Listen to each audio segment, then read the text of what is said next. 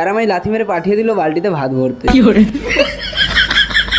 Hello hello দর্শক, আজকে আমার ভাইয়ের গায়ে হলুদ, তাই আমি দৌড়াতে দৌড়াতে চলে এসেছি মাসির বাড়ি। না সরি, আমি আমার কেটিএমে এসেছি। ও মাইরি, এসে কি আমি দেখি ভাবিকে থুঁড়া খাওয়াতে যাবে বলে প্লেট সাজানো হচ্ছে, আর এইদিকে আমার ভাইটাকে হলুদ পাঞ্জাবি পরিয়ে গলায় গামছা দিয়ে লাথি মেরে ঘরের কোনার দিকে ফেলে দিয়েছে।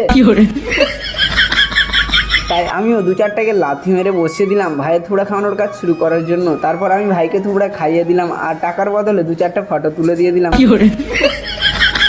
কি না মজা! এইদিকে আবার থুবড়া খাওয়ানোর থালিও রেডি হয়ে গিয়েছে। দাদা ভার্সেস ভাবি। এখন বাইরে এসে দেখি সবাই মিলে হলুদ খেলছে, আর আমায় লাথি মেরে পাঠিয়ে দিল বালতিতে ভাত ভরতে।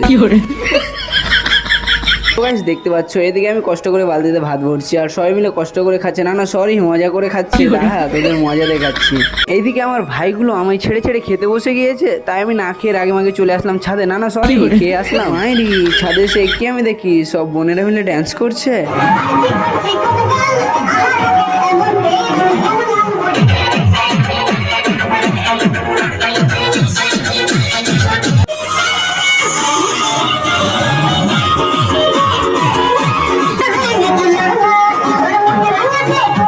তো গাইস, তারপর আমি চলে আসলাম নিচে।